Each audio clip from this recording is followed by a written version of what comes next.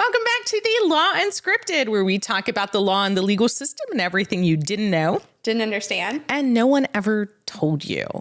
Today, we're going back to juries, and we're going to talk about what does a jury actually do once they're chosen, once they're sat, once they're in the jury room. This is the secret part. What do they do? The juries can ask questions, can't they?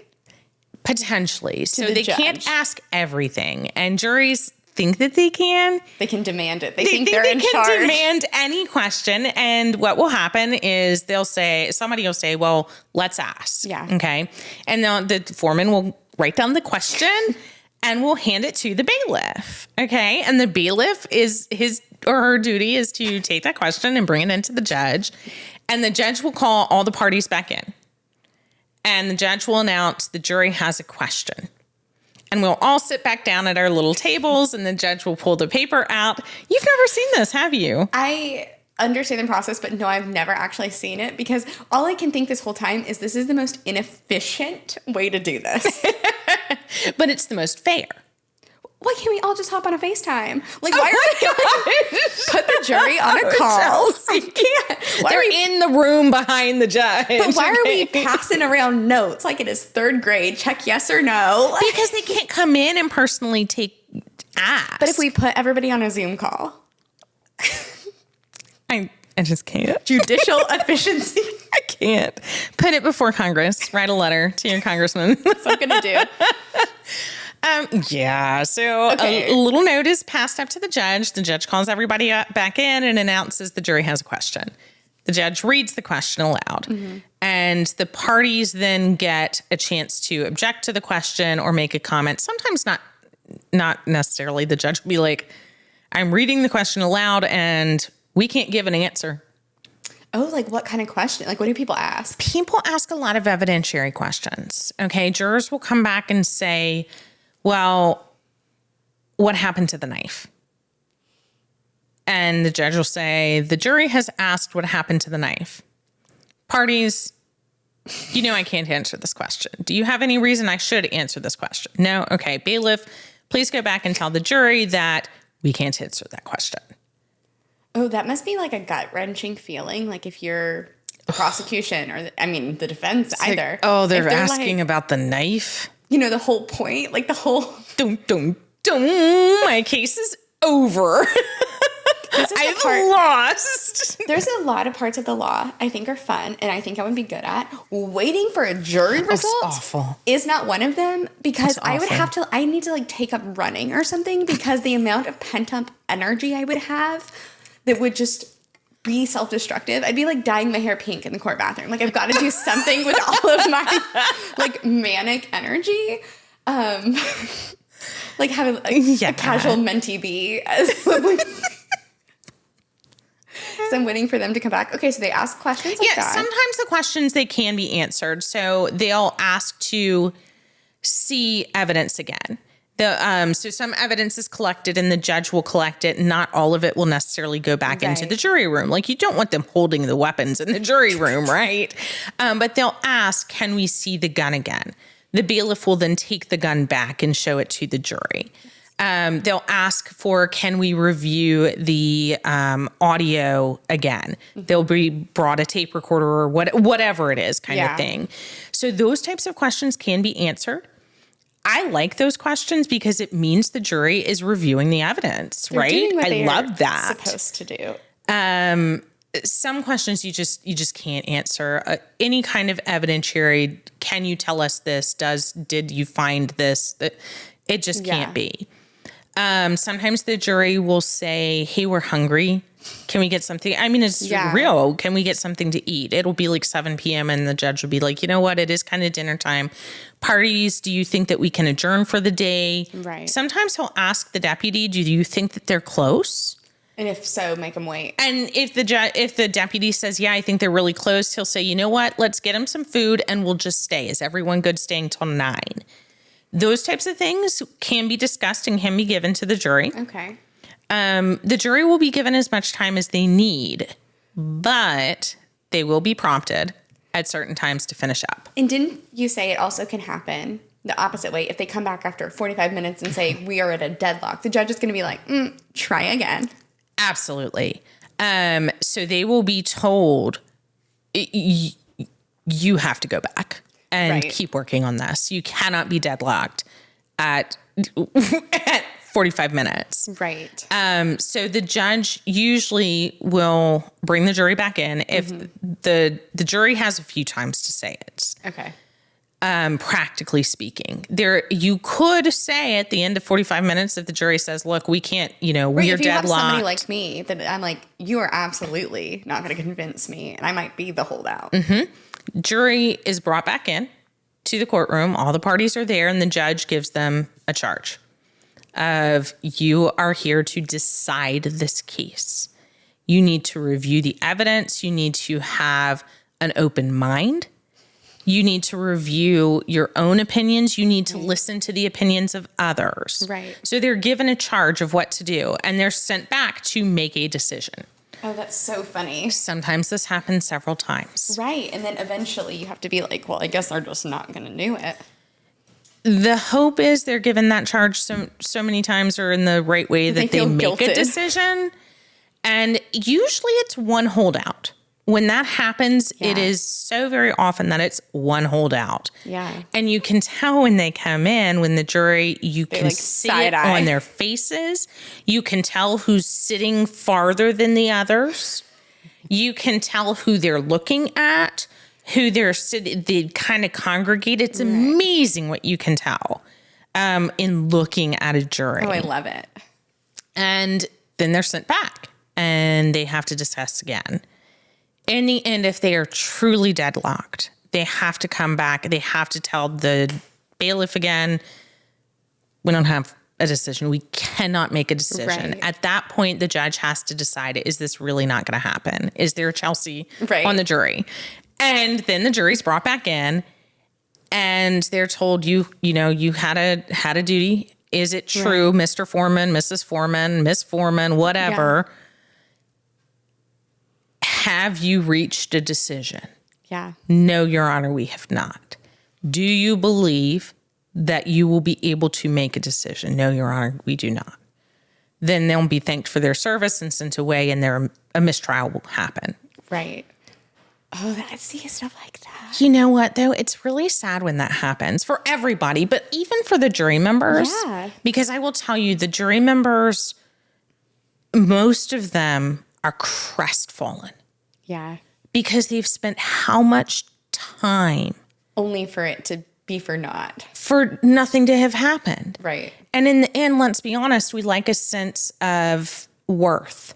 Yeah. We like a sense of accomplishment. And in the end, if there's a hung trial, a hung jury, it's like, I'm getting paid $3 to be here.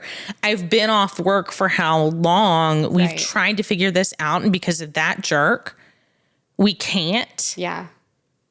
It is actually sad.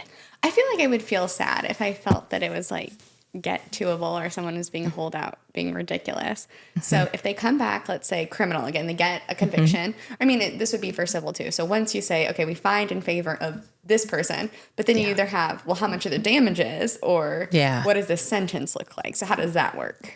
Usually it's bifurcated, which means it's taken one at a time. Usually the actual guilt determination or liability determination in a civil case is taken first. Mm-hmm. And then depending on the outcome, then the sentence is reviewed and decided or the damages are.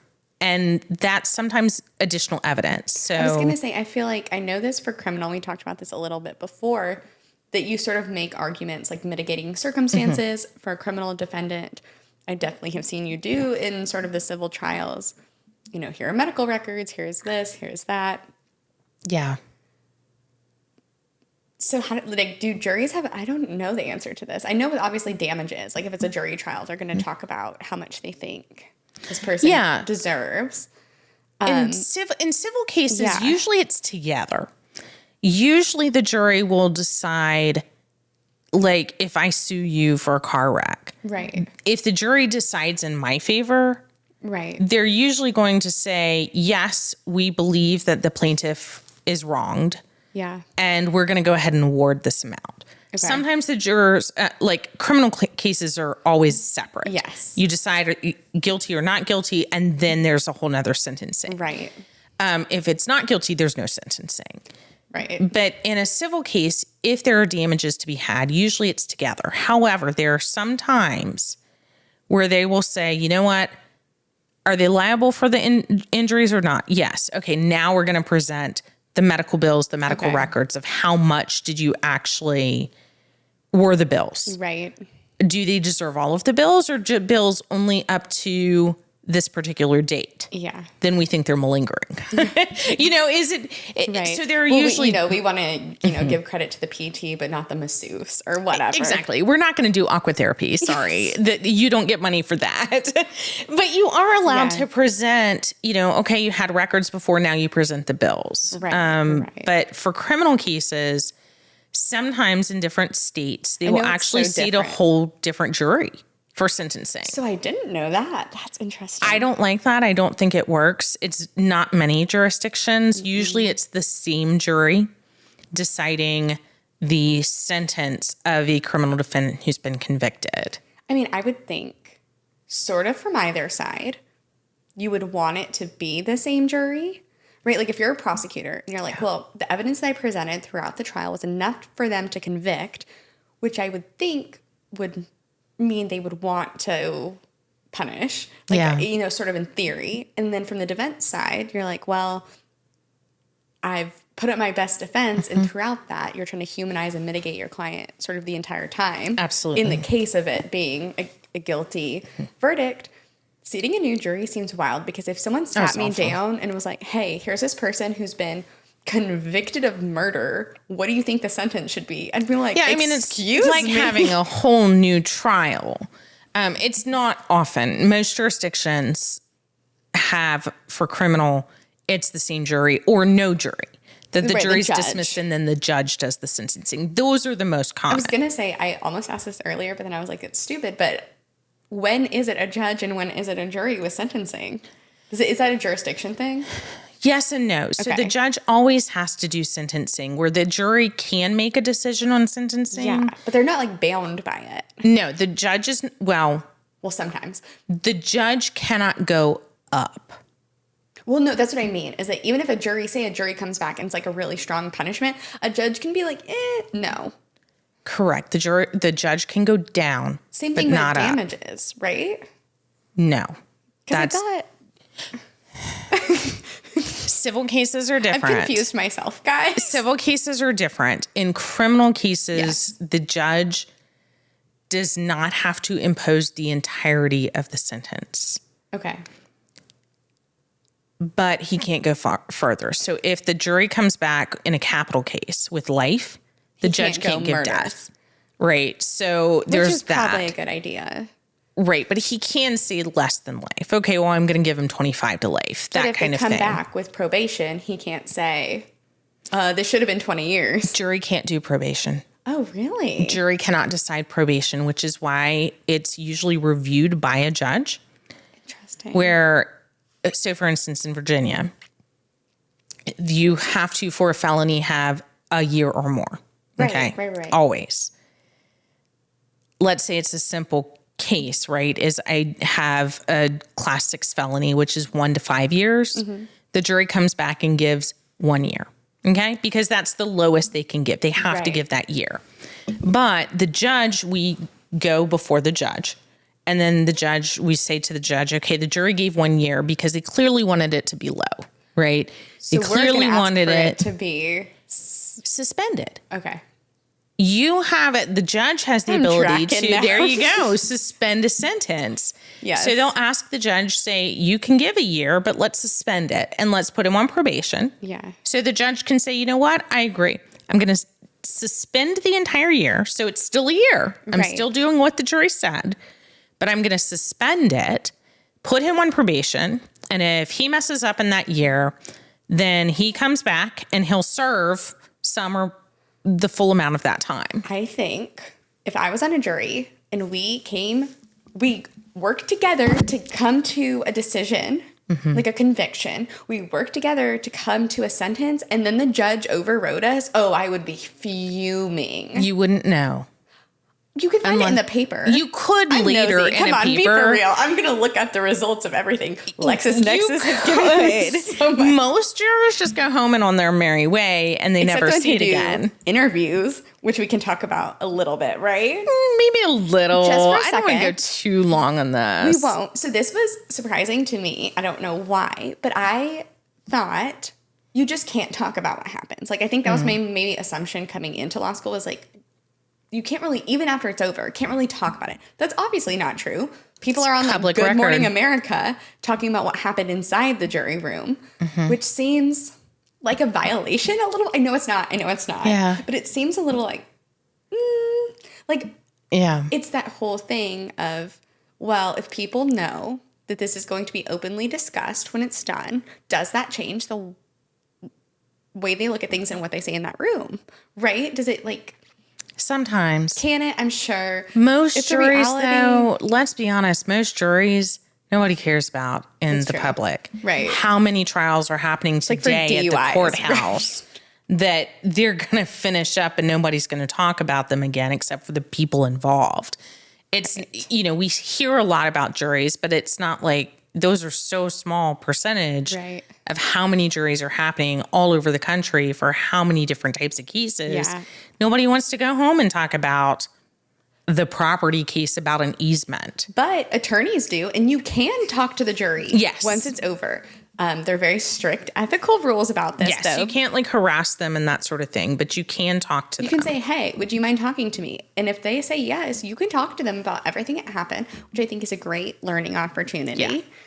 I do wish that we recorded what happened in jury rooms for nice. like afterwards. I just think it would be a helpful thing for everybody involved. But it is what it is, right? It is. It's supposed to be private and secret, and that's the way that it goes. But I do have to tell my one famous jury story. I'm so ready for this. I think you've heard it before. I know you've heard it before, but I'm ready. It is my most interesting jury experience as a trial attorney. They do weird things, as they just do. They do. So it's a two-parter. It's kind of the whole experience, and we'll wrap it up. And maybe we'll come back to different topics.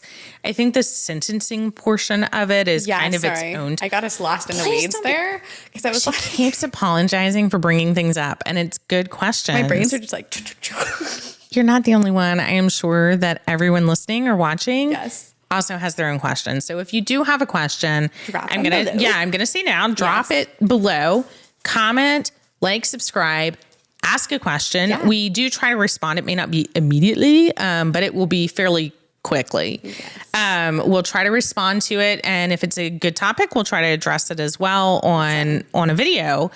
But find us that way. If you like and subscribe, then it will come back in your feed. You can see the other episodes that we do. We do one once a week.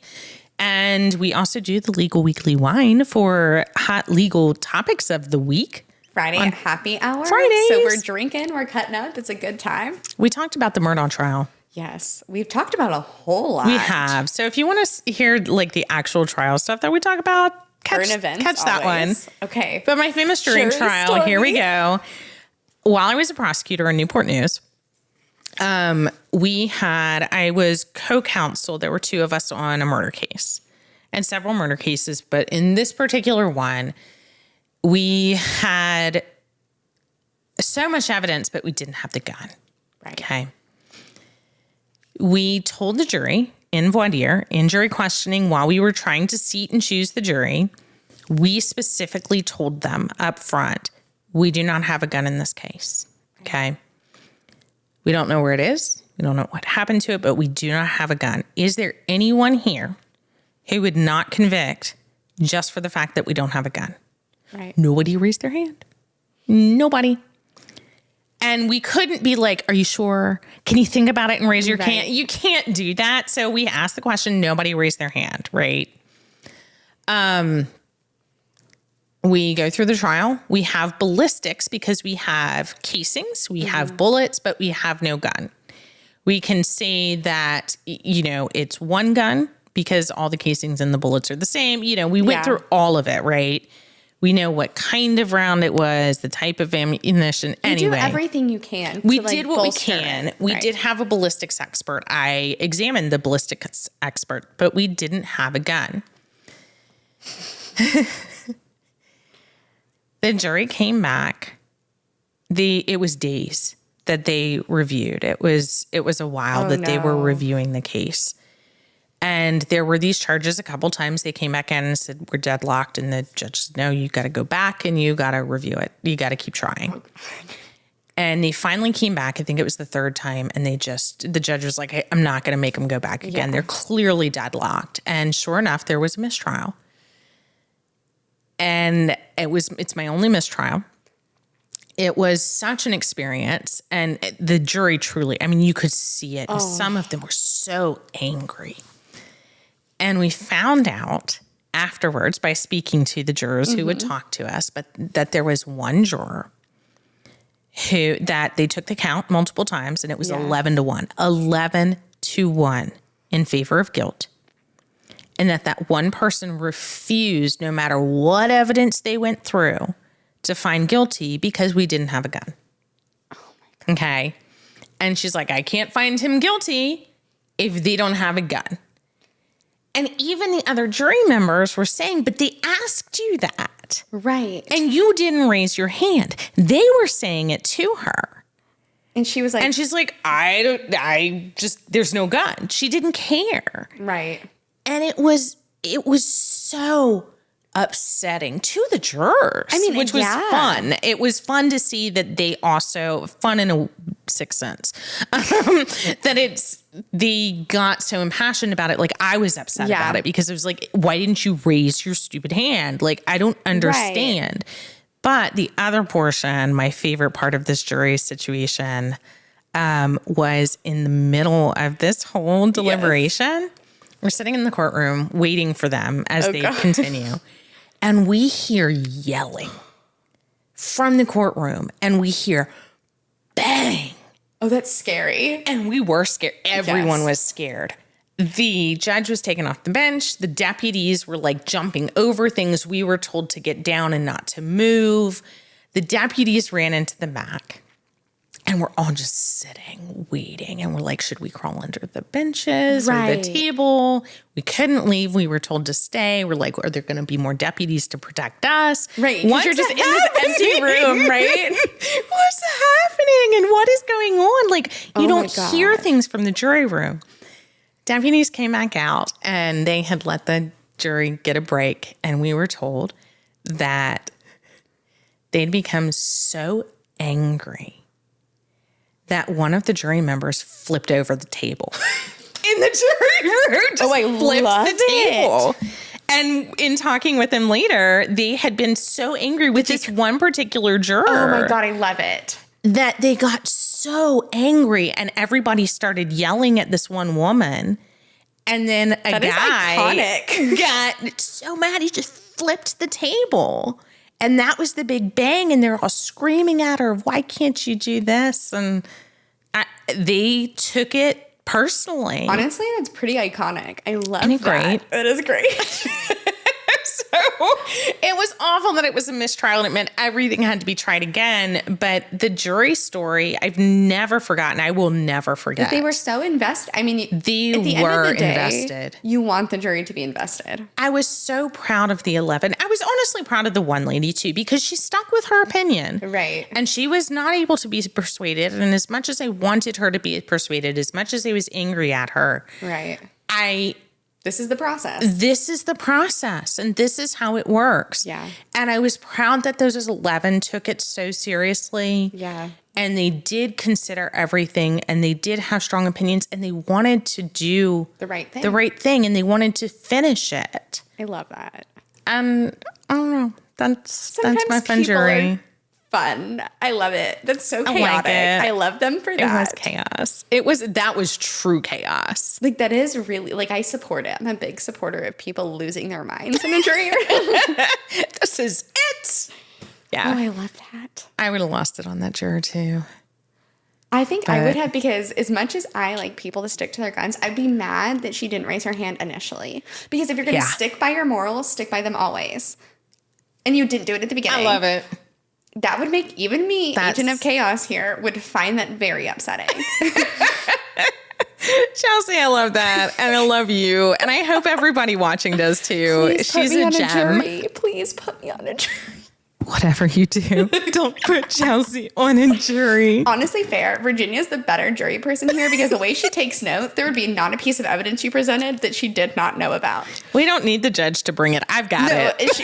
Virginia gets into the room. It's like, great. I would like to go to prosecution exhibit number 47. I think it was introduced. I would like to actually see that, please. Can you bring it in? Like, I know there were two parts to it. There was an A and a B. Can you bring them both in? Right. Can I have the part that they actually wrote on, after marking for identification? Can I have that copy that, he drew the path on? So true. And I'd be like, there was a path? There was, did we get that high in our numbers? I mean, like, who told us about that? I don't even remember that. There was a path at all. But I know the vibes are non-guilty. Not guilty. Put us both on, we'll balance each other. We totally would. Can you imagine us on a jury? Those poor people. Oh my God, I would have a field day. Those poor people, honestly, don't put either of us on a jury. Come with me to jury duty day 1. Dear God. Guys, the vibes were not fun in court today.